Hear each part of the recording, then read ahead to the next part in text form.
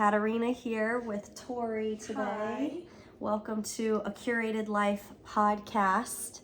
We are here to talk about Cathexis versus love today. And what is love? What does that mean to us? Mostly, I think this podcast is inspired by a book I just ordered. I had talked about it on the podcast before, but I hadn't actually ordered the book. Called All About Love by Bell Hooks. And Bell Hooks is a radical feminist. And the idea is how we in modern day times, and probably since forever, have confused love for other things, and how that affects our relationships, and then how we end up confused when we feel like we should be feeling love or feeling loved and we don't. Did this book come up for you from the TikTok? Yes. Okay. Yes. So there was a TikTok that I've referenced here before where the woman was talking about the difference between love and cathexis, and she references this book by Bell Hooks, and I was like, I need to order that. I have finally ordered it. I'm excited to read it. And maybe we should go into what a cathexis is. Yeah. So okay. Yeah. Let's talk about that. So there's a difference when we say we love somebody, what we're actually referring to is the feeling we have about that person, like the effect that person has on us. And that's not actually love. That's a feeling that I have about someone else. It's kind of more of a selfish version of love. Right. Yeah. And it's apparently the word for that is cathexis. So when someone is not being loving to you, or they're not loving you properly, and they say, well, I love you, what they're really talking about is this cathexis. They cathect on you. And so it's not love, it's the effect that you have on this person. And apparently in the book, it talks about how we can enjoy someone else having cathexis for us or cathecting on us, because it can be enjoyable, the effect we have on other people. Right. But that doesn't mean that you feel loved or that that person is actually loving you. Yeah. So I wanted to read a little thing from the book for us to talk about. Okay. So if you read like a little review on the book, it talks about how Bell Hooks is a feminist, and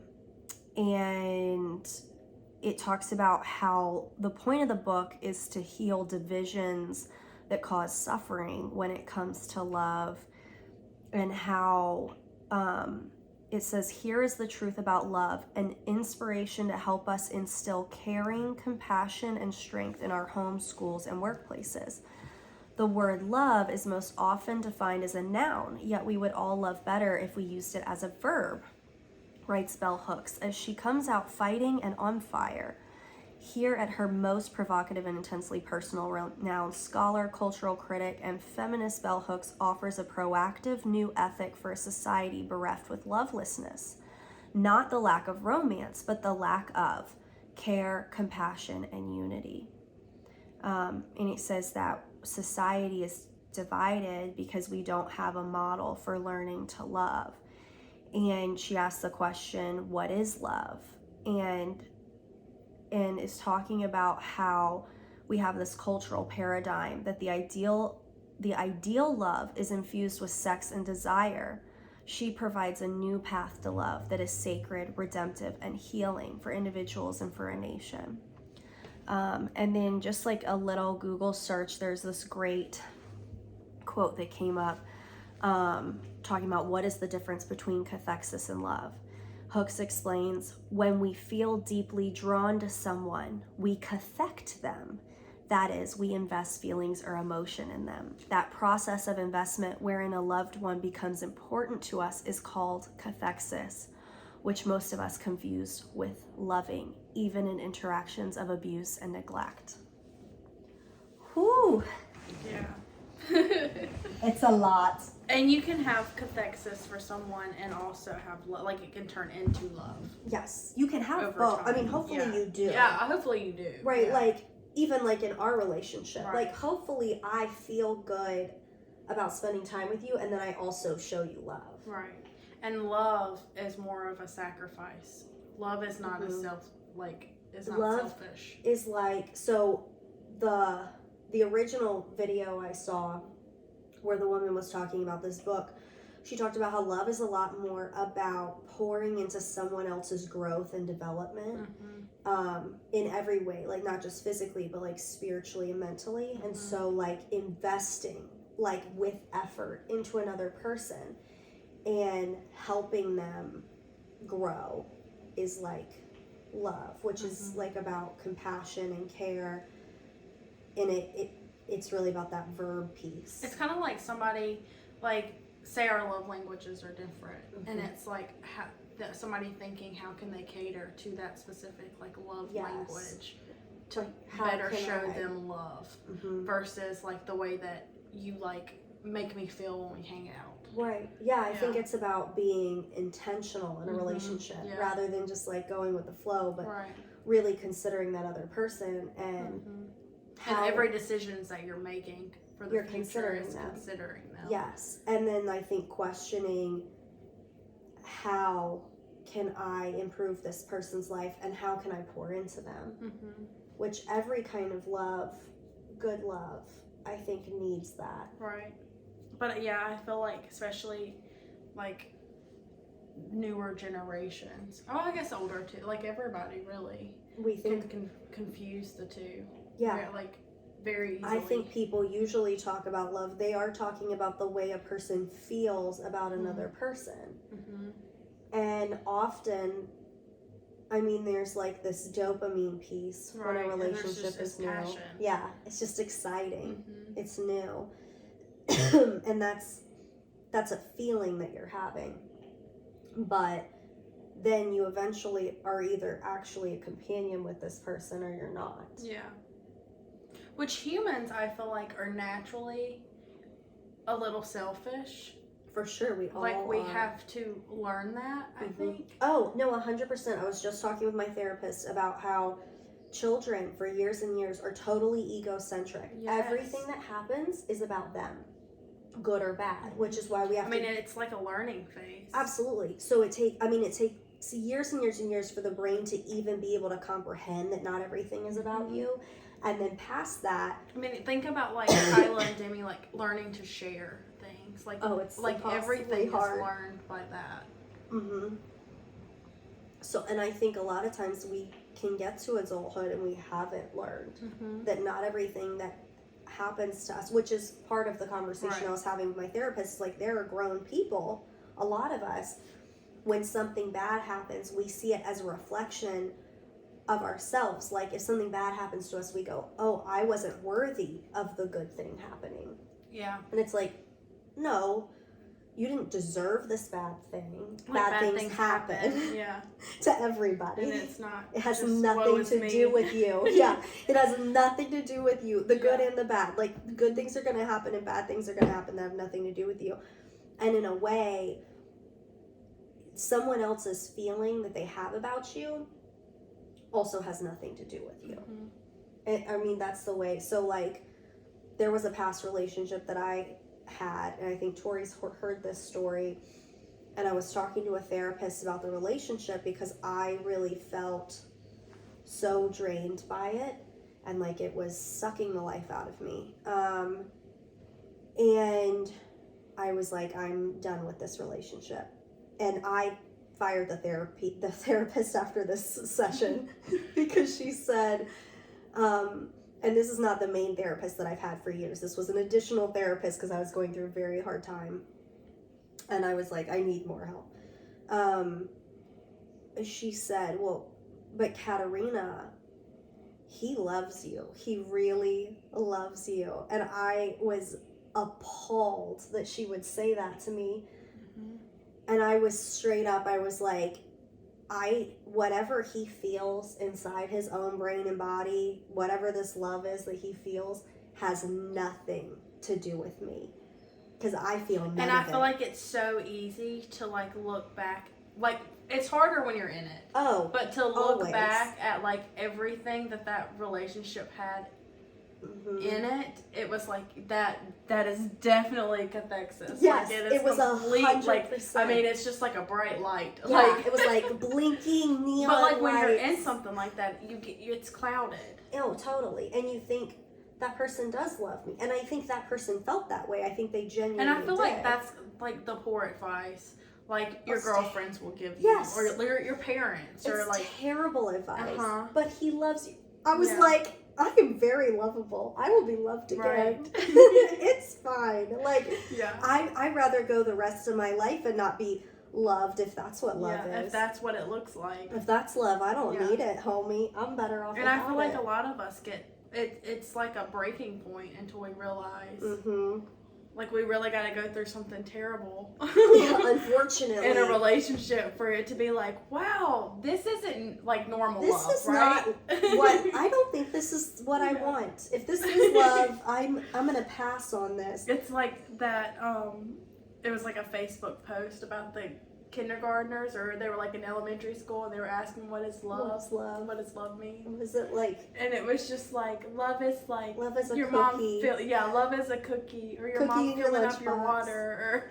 That's love, actually. Yeah, no, it is. That's and love. I'm like, these elementary students, they get it. Have a better understanding of love than us adults. And that was my point. And I wish I had known. I wish I had read this book. I wish I had seen this stuff about love and cathexis, because I really didn't know how to describe it at the time. But I straight up was like, whatever that is that you're talking about. Yeah, I didn't know what that word meant, but as soon as that's what it was. It was explained. I was like, that. It was that. It was this, like, I'm having an effect It is hard on to this explain person. Though, and it's hard to understand. Because really. a person can be totally obsessed with another person and feel all sorts of feelings about them and not be loving them. If they're just experiencing an effect that this person has on and that can be even just like based on one trait that person has, like their looks. Oh, like absolutely. they could just be obsessed with your looks, but not like the person that you are on the inside. Right. Like, I mean, we've all, I think, not all, hopefully, a lot of us have been in relationships where we were just being objectified. Yeah. And so, like, the value you were seeing for, like, the way that you looked or the way that you made them look when you were with them. You know, reasons that have nothing to do with why you're actually valuable. Not that, like, we don't like you because you're, I mean, we like that you're cute. Yeah, I mean, that's a good plus, for sure. Like, we like how cute Tori is. But that I always can't joke be. that's what got me here. Apparently, I only hire people because they're cute. Yeah, it says that like at least once a I week. like to. Her and Betsy. I'm like, well, this is what happens when you hire people because they're cute. It's just falling apart. Oh, this is nice. We've got the podcast going and the doors open. It's raining. Yeah. Tori and I enjoy this, like, melancholy weather. Isn't that says something about us? It I does. feel like. It does. That's our inner Eeyore's, like, very happy. We're like, when it's, wow, I love a dreary day. She'll come here and it's dreary. She's like, isn't this nice? I'm like, it's so nice. I know, and then I'll go home and Daryl's like, this is terrible. No, everyone else is upset. I think there was, when Betsy first started working here, both of you separately had come downstairs and been like, this weather's great. Yeah, I'm you're like, we belong together. We all belong together. I feel like it means something's broken, but okay, we can go with it. We're working on it. That's what we're doing here. We're here trying to figure it out. That's what we're doing here. So, love. Yeah. Back to that. Back to love. So, basically, the moral of the story is, I think it's really important, and you're right, we get crappy advice when it comes to relationships all the time, where people, family, romantic, friends, whatever, they'll be like, well, they love you. It is not love.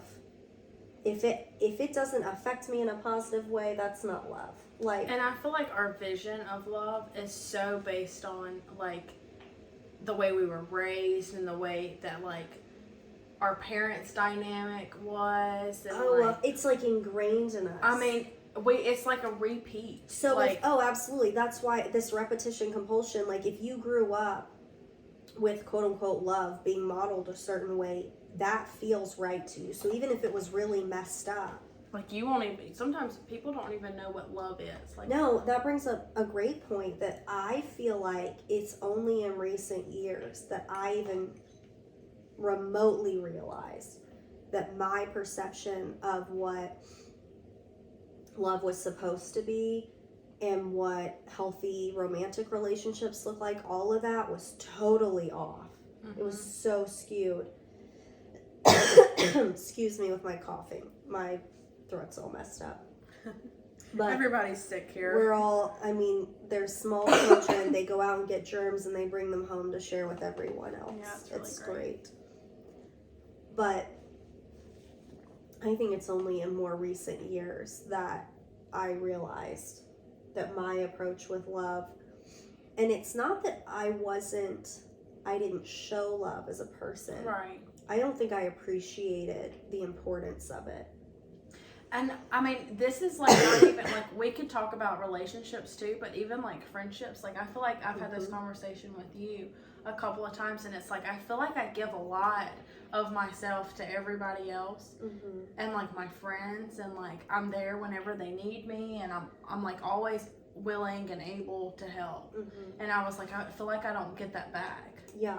And like that can even go with along the lines of like what we're talking 100%. about. This girl I'm friends with posted this thing the other day that I was like, it said something like, you deserve to be filled the way that you pour out. And it is hard to find people who do that. When you're a person who gives a lot, when you're a person who pours out well, finding people that fill you the way that you fill them it's hard. Yeah. It's a journey. And it goes back to this love thing. Like, you can have a friend that really appreciates your presence. Right. They have fun around you, all of this. But are they really loving you if they're not investing in you as a person? Right. If they're not there for you in a real way? Yeah. No, they're not. They're not. And it's interesting, I think, the religious community has taken love and skewed it, because there's this whole concept of like, okay, in a marriage, the woman must submit. And there's been a lot of teachings over the years, and I do think there's like a lot of coming back from this, and things are shifting. I feel like too, like along the lines of that, like Christianity, it's like you make it work. Like, you don't divorce is frowned upon. The concept in the traditional Christian community, it's like you might have not realized that you married the wrong man, and then until you're in it, but you can't leave it. But you just gotta try harder. Well, the message is very much like, if you would just be a better wife, eventually they would shape up. Yeah. And it's like, or they're just crappy and they're gonna be crappy. Or you were fooled until now. Right. Like you didn't know, you messed up. And but what's interesting about that being the way that's approached a lot of times is the Bible is so clear about what love is. Love is patient, love is kind, love is gentle, love keeps no record of wrongs. Gosh, I should know the whole thing. Yeah, I know what you're talking about. Love is patient, love is kind, love keeps no records of wrong. Love is... Like, the Bible always talks about it in such a sacrificial way. Like, yes. It has always been. So if a husband was really loving his wife, he would be those things to her. And I think, like, one thing I said when I chose to not be married anymore, because there are a lot of people in my circle that are part of the Christian community, and there's this, like, ooh, your vows. And I'm like, if you're not... Yeah. If you're not honoring the covenant that you made with your spouse, you've already broken those vows. Those vows are broken. If you're not loving your partner, like, that covenant was broken a long time ago. It's not broken because I decided not to be here anymore. Because now it's visible to everybody else. Just because you know about it. Right. But it was like that. And honestly, like, I think it's a bigger disrespect to marriage to stay in something shitty and pretend and lie to everybody and then call something marriage where you're constantly being disrespected or constantly being disrespectful and not loving the other person, I think is a bigger shit on marriage than a divorce is. Right. To stop calling it marriage when you're not acting like it. I think that we get confused with love sometimes because of when it comes to romantic relationships, we think it is supposed to be this like energizing, exciting. Well, it's even like the Disney like movies. It's the princess has to find the prince. And they're like, and, oh my God. It's the happily ever after. Like what we're selling, like our children. She's so and they're all. They always have to be rescued too. Like they're all perfectly beautiful, and he rescues her, and she's smitten with him. And then they go back to the castle, and I guess she gives him a blowjob. Like that's the whole. That's the story. And in real life, I think real love is more about, like, I would like to think that lasting romantic love is a lot more about how you love each other in the difficult and mundane. And then also that goes back to that intentional relationship keeping and how you can help somebody feel seen or pour into them or help them grow. Not the way that I feel because you're exciting to me today. Right. Or I'm excited to like go home to you or be with you, or what we do together is fun. Right. It's not, which I think some relationships, like if you're in a partying phase, there are relationships that start. I had a friend years ago who broke up with a girlfriend because they were in this partying phase when they got together, and so everything was exciting and everything was fun. And then he started needing to be a little bit more sober, and he realized that they weren't actually good companions. They just partied well together. Yeah. Well, that's like, I feel like people can live together really well. Like, just like in the daily, through the week, just have a routine, and like the routine works. Well, I think that's part of what I didn't understand about love like a decade ago, is I paid very little attention to, I didn't put any emphasis on things like holidays or gifts or any of that. Right. I was like so career focused at that time that's really all that I cared about. And I was just like, I'm going to get married, I'm going to have kids, I'm going to do this with my career. I was like very focused and driven. And so I felt like I quote unquote didn't have time for things like holidays. And I was like, I don't care if there's like gifts or whatever. And then over time I realized that if we're not honoring each and every day in its own way, and we're not pulling in this extra joy and magic for the people around us, everything we're doing here is a waste of time. Right. Like if we're not actively loving the people around us well. I mean, I think there was a moment that just like comes to mind for you. It was like almost sad to like, it was, you got like one of your past relationships like brought in a package for you. I remember that. And you were just like, that was so kind. I was so floored. And I'm like, Kat, like, people that care about you do these things. They show up for you and they do things that are hard for you. Like, it was so foreign to me. That was just like, I was like, wow, like you were, I think, were you 30 or 29 at the time? And I'm like, this is like something that stands out to you as being like super over the top, like nice. Like, yeah, it was 29 and a half probably. Yeah. Yeah, I totally remember what you're talking about because I remember being like amazed that this package was brought. You like told me the next day about like, you were like, let me tell you this. And I'm like, and Tori was like, that's not crazy. Yeah. For someone to bring a package in for you. I mean, it was for me. Yeah. I was like, that's amazing. That's not amazing. Yeah. If they wanted to, they would. If he wanted to, he would, okay? If he wanted to, he would. Can we say that enough times? Right. Until it clicks. I feel like I'm this weird mix of like, I have very high standards and very low expectations at this point in my life. I'm like, I'm going to expect a lot, but I'm very easily impressed. Yeah. At the same time. Yeah, you are. But it's just crazy that we could go like that far into life and not realize. And not experience much of that. Yeah. That it's not like given to you like easily. But I mean, that's why like cathexis is a thing and love is another. Right, like, and it's separate. Because someone can feel all kinds of way about you. It doesn't mean they were loving you or showing you love. And I wish that we had the strength, and I wish the people that we cared about always had the strength to recognize when a relationship was not a loving relationship.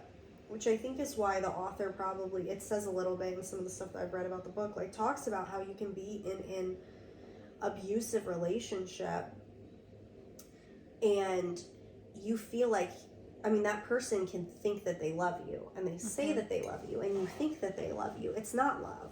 They enjoy your presence. They enjoy the effect that you have on them. But that's not love if you're hurting someone. Yeah, and like they can like seriously and honestly think that it is love and that's what they feel. And they believe that they mean that and that they feel that way because they do feel something for you. But it has nothing to do with you. It's just, it's their feeling. Oh, yeah, the sad baby. Thanks. While Tori goes to get the baby, I think that we also put so much emphasis. So I think we need to be loved. Like I think being loved is very important, and we all have cups that need to be filled, and probably some of us more than others. Like some people probably need more love than others, and maybe it's those of us who pour out a lot need more. I saw this interesting thing that was like, if you're a give 20%er, you need to be with people who are give 20%ers. If you're a give 80%er, you need to be with people who give 80%. Basically, some of us pour out more, and we also need to be around people who fill up those that they care about the way that you do, because that way the give and take is more equal. But we also put so much emphasis on romantic relationships, and we do it here, and we talk about romantic relationships a lot, but love is valuable in friendships and family and in relationships that aren't romantic. And I think we need to pay attention to those things in the same way. And your family members are a great example of people who can say that they love you, but don't actually fill you up. And what way are you giving to those people on time that you're spending with them that maybe is not? Oh, come here, Peanut. Salem is very sad. She has an ear infection. She's very, very sad. You do look cute on the recording. So if you're watching on YouTube, thank you. If you're watching on YouTube, there's a little grumpy Salem. Look at the little dry tears. I know. She's having a really hard day. I know, Mama. Sorry, where were you at? It's fine. I was just pointing out that I think we should pay attention to that difference between love and cathexis in all relationships, and we put a lot of emphasis on romantic relationships, but also I think a lot of us need to be loved well. I think different people need to receive different amounts of love. I think some of us are needier than others. Yeah. I don't say that in a negative way. And like, I think some of us would even have family members who would say that they love us, but it's really just like they feel some kind of way about you, but they're not loving you. Yeah. And if we were so interested in helping other people develop and investing in their lives, it looks a lot more selfless, I think. And a lot less self-centered, which helps us understand other people, because I feel like it's even easier, like when you're doing things for somebody that you're just doing it for your own benefit later on, like it's harder to keep that up. So it comes more naturally to care for somebody and to love somebody versus like to have cathexis for them. Like, it's more of a natural thing. Yeah, because I think because real love has to do with the other person, not with you. Mm-hmm. And so if you're doing something because of the way that you think someone else deserves to be invested in versus you feel like doing it because you like them right now. Right. Which I feel like that's how you kind of fall into a relationship sometimes too. It's like that, you know, usually it's a man. It's not always a man. But usually the men here, well, they'll do nice things for you and like try to like just to get you in the bedroom. Like, oh, absolutely. And it can be just an act. Just to get you 100%. It's actually still selfish. Like they might do things for you. It's benefiting them later on because they're putting in the work in because they're gonna reap the benefit. It's not like I like genuine. Not saying this is always the case, but there are. Not always the case. We're generalizing here, but there are situations where there are men who will do something for a woman because he's like, I like her. Or I want it better, whatever it is. And I want to be rewarded in some way here.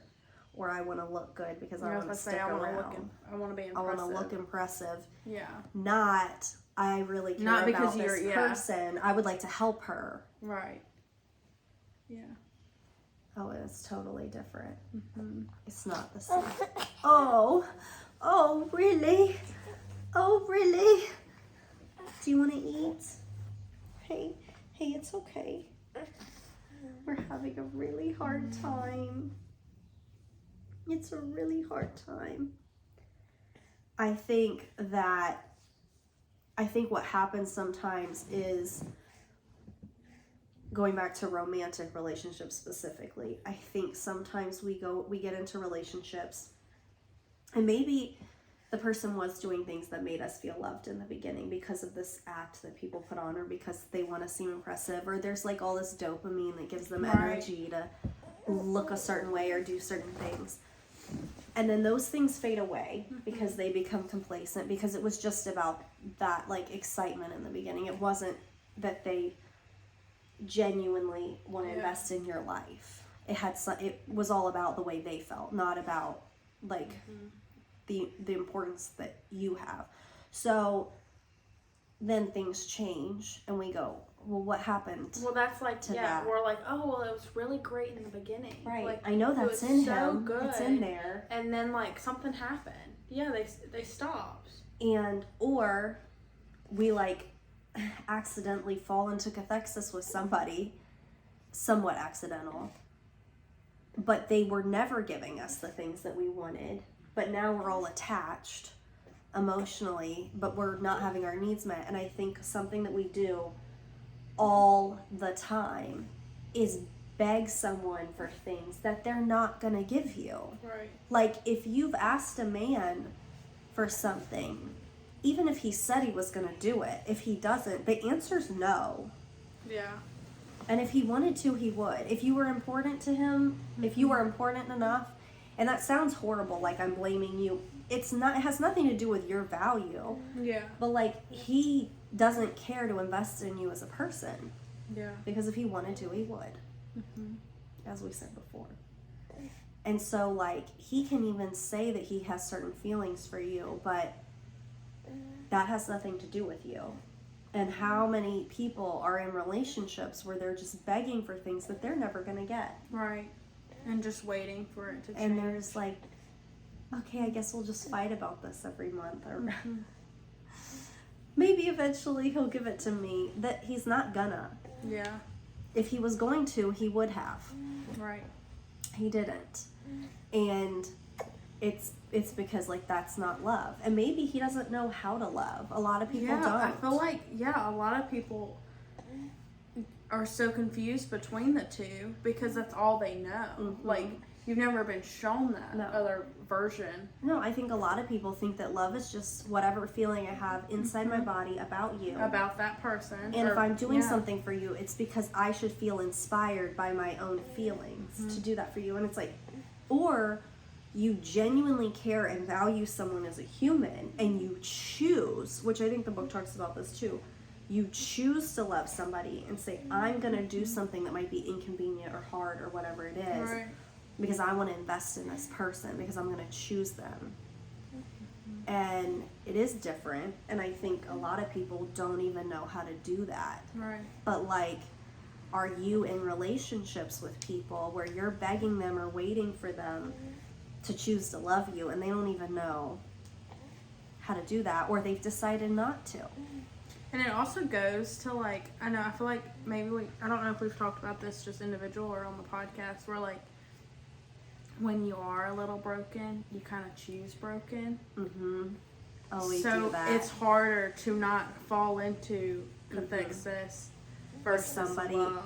Yes. Because you see it's like an old soul to you. You're like, it oh, feels this familiar. person. Yes, it feels familiar. Absolutely. Like, if we're broken, if we've got stuff, if we've got trauma that we haven't dealt with. It's easy to fall into. Absolutely. Because it feels familiar. Someone else who's dealing with nonsense or hasn't dealt with their own stuff feels familiar, feels comfortable.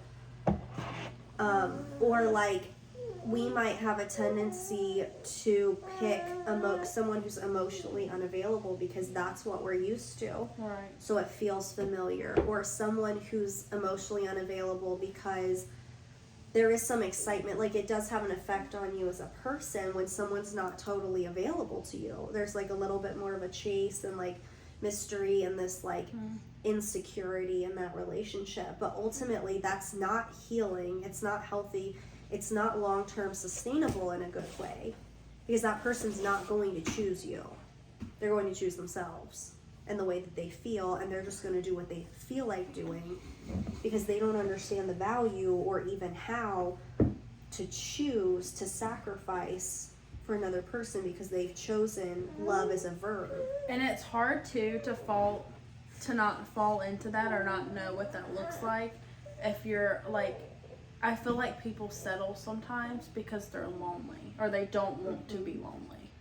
Or they think that love that they would want does not exist. To like, or yeah, it doesn't exist and it's not real. Mm-hmm. Oh, I think that happens all the time. Yeah. Where they go, but what if it's not out there? First of all, let me just tell you I've this. done that before and said that I think most people have. I could be totally wrong. Maybe we're part Maybe of like there's 2%, like whole people out there. Wow.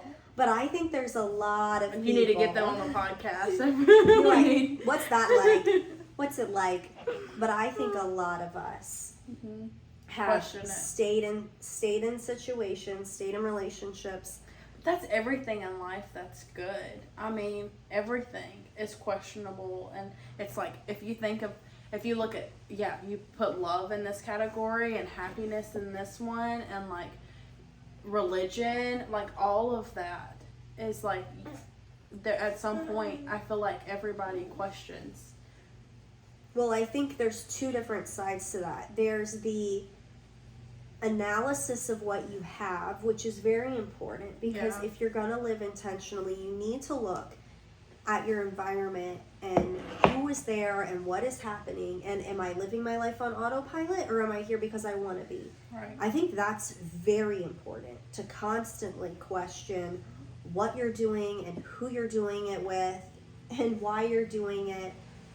I think that that's key to intentional living, because I certainly don't want to wake up 10 years from now and be like, I had no control over what was happening and I did not mean to end up here, and that is not how I would have wanted to spend that decade. Like, I think that's very important. So that's, I think, a healthy thing. Mm-hmm. But I think what's unhealthy is to feel discontent with your situation. Maybe it's your job, for example. Right. Like, you feel like this is not fulfilling. Oh my goodness, the sad baby. She's so angry. Maybe you feel like it's not fulfilling. You don't like where the path is going. You feel upset by it, or you feel like you're not being treated well, whatever it is. If the reason why you're staying there is because you're afraid that there isn't something better, I don't think I believe in that. Yeah. I really don't. I think in anything in life. Like, I think in any job, in any living situation, in relationships. Like, if we're hanging out and we're friends, and I don't feel loved by you, or I feel like our friendship is crappy, but I don't stop hanging out with you and go try to hang out with other people because I'm just afraid. I'm afraid to be alone, to sacrifice, like, that and be alone for a little bit in search of something better because I don't believe that there might be better friendship out there. I would say to anybody listening, my encouragement to you would be to really analyze if that's why you're staying in any situation. Yeah. Because I can't think of a worse reason to stay. And I have to tell you, I've made a lot of hard decisions the last couple years, and I think I have learned through experience again and again that as terrifying as it is, we will find the good things that we deserve and want when we have the courage to go after them. And it doesn't mean that path is like an easier path. No, it's usually not easy. It's always no, the harder it's one. hard and it's scary because you have to say but it goodbye. Goes along the lines of like what you want and what you want the most. Yes. Like all 100%. of it connects to each other. Yes, because what you want is like you don't want to be alone Right. today and you don't want to be alone tomorrow. Like, okay, so if it's a romantic relationship, Right. you're like, I don't want to be alone. I don't want to have to be single. I don't want to have to try again. I don't want to have to search. I don't want to have to go on crappy first dates. There's all of this. But maybe what you want the most It's a life partner. Or is a life with to someone, be with someone to share it with. who brings certain things to the table. You're not going to get that where you're at. Right. And so what you want the most is at conflict with what you want right now. And I have to say that I think a lot of people stay in relationships because they're going, well, there's probably nothing better out there. Mm-hmm. If you feel that way about your relationship, please leave. Yeah. Like, and I know I have leave your man energy. I've had it for years. It's a thing that I don't know if I'm ever going to get rid of. It might just be stuck on me now. But if you genuinely analyze it and you say, like, what's the main reason I'm here? If the main reason you're not there, which I want to do a podcast about breakups one day, like, we got to talk about it, but that would be a good one to have Betsy here, too. Betsy would be a good one. But, like, I really believe that the number one reason to be in a relationship is because you feel like, I want to be with this person. If one of the top 3 reasons is I'm afraid there isn't something better, get out. Yeah. Go. Be done. There is. If you feel that way about it, there is something better. I'm telling you. Yeah. Like, this is terrible. I'm going to say something terrible and just take it as a joke, okay? Oh, God. I'm like, I don't even know where this is going at this point. Tori's heard this one before. Men are like ants, okay? They're everywhere. And most of them, you're not going to notice. You don't need to notice them. You just let them pass on by. They're not worth your time, okay? But there's so many. There are plenty to choose from, okay? Do not stay in a relationship just because you're afraid that you might not find something better. If you can imagine something better, it's out there. Yeah. That's a terrible, I can't even, that upsets me. Like, the thought of it upsets me so much. That someone would stay in a romantic relationship because you're afraid that that's all you deserve or that's all you're gonna get. Right. No, honey. Like, no, sis. That's not how that works. There are lots of people out here that are capable of loving another person. Yeah. You can learn to love anyone. I mean, I really believe that. Actually, that brings up a good point, is a lot of people stay in relationships because they're like, well, I love him. It's like, and you'll love the next one and the one after that. It doesn't matter. Like, you're totally right. And I mean, I said this years ago, I was like, I've loved some very inappropriate people. Right. If you spend enough time with anyone, eventually you're gonna love them, unless you're super broken, which is a whole nother thing. And if that's the case, like, that, we can't help you. But I don't know how to fix that. But, like, you loving someone is also not a reason to stay with that person. Because that doesn't mean you're being and you can love them from afar. It doesn't mean that person. You gotta bound yourself to that person. Yeah, just because, where did I see or read this? I can't remember. I think I brought this up the other day, and I don't remember. Oh, now I can't remember who said this. It might have been it was a podcast that Betsy had sent, and she was interviewing somebody, and she said, just because you can love someone, just because you can feel love for someone, doesn't mean you should make a life with that person. Well, love is not evidence that that person is a good companion for me, or that I'm a good companion for them, or that we're supposed to be together. Love is evidence that you have invested in somebody emotionally. Now, love the way we're talking about, so really cathexis. Yeah. So me having feelings about someone, me feeling a certain way about someone, is evidence that I've invested in them emotionally, that they have an effect on me, that I have bonded myself to them through these chemicals and this physical link that we have with people. So my cathexis for somebody is not proof that I'm supposed to be with them. Right.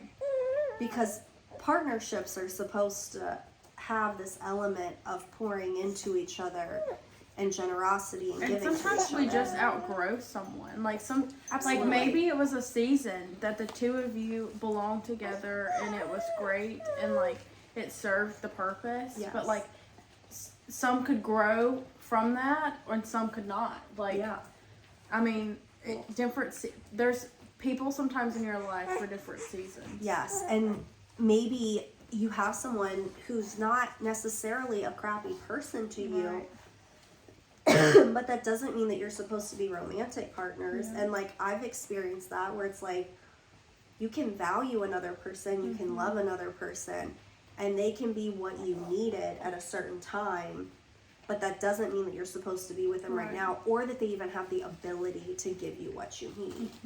And so stop begging someone or getting upset with someone for not being able to give you something that they're not able to give you. Yeah, and they're not going to. So like don't get, yes, it's upsetting. Yeah. But don't get upset with them over it. Thank you for your time. You're not able to give this to me, so it's time to find someone who can. Excuse me. Oh, Salem, my sad baby. Look at her looking. She's looking at the camera. She's like, who's that baby? Yeah, tell us. Oh. She was very offended at the doctor's office today. Yes. Her ear is really sensitive and the doctor checked it and you would have thought that the doctor had punched her in the face. She was so very angry. It's hard. Well, I think last thing coming to mind is like sometimes love is so foreign to us because we aren't loved on, and it might be a good exercise to sit and think about what that should look like. And I know I've done it before where I'm like, well, what do I really want? And my therapist has said, stop focusing on the things that you don't want and what you don't want to become and what you don't want to receive, and focus on what you do want and what you do want to receive and what you do want it to look like. And I think like a version of that is like, what does love look like to me in my mind? Like I think about the way that I am with my children is love. Like the that's sacrifice. what I was just thinking about. Like a mother's love. The way a mother is a good mother. Yes. A real mom. It's so that kind of love comes so easy and naturally.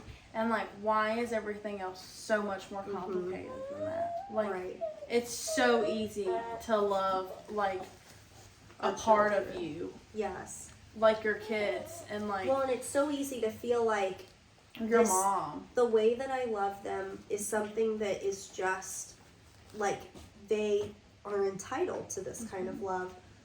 Why am I not entitled to being loved like that in any way? So it's interesting because we'll love people like we might love our kids or our parents or siblings with a certain kind of love without recognizing that I'm also deserving of love like that. And am I getting love like that anywhere? And if I'm not, are there people in my life that maybe I need to move on from?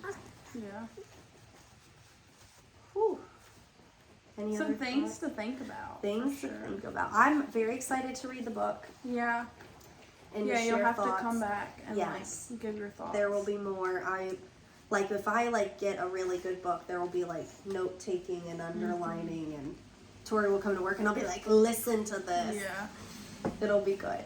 So, yeah, you do that so I don't have to read it. That's... I'm gonna give her... Kat's like, what do you like to read? And I'm like, love novels and stuff that's not... great. Yeah, stuff that's not real. The fake stuff. The stuff that, like, you can fantasize about. Like, she's you just, getting like, her cup filled by fictional characters. Exactly. Fiction. Yeah, it's great. Which I love. I do love fiction. I love being taken on a journey. Like, a little bit more of, like, but reality. I really love good nonfiction and the way that it applies to our lives and being like, oh, yes, this is great. Yeah. So Tori will get to hear it because she'll come to work and I'll be like, listen, this is great. So there will be more podcasts. This was the open. This is the opening on this. For this one. On this topic, our thoughts now, and then we'll see how we evolve as we learn. And yeah, let us know if you have questions or... Oh yes, please let us or know if you thoughts. want to Or if you explain disagree. this. Yeah. We would love to hear from, we love hearing from people about topics on the podcast. This is a Curated Life podcast. I'm Katerina. And I'm Tori. Thanks for listening.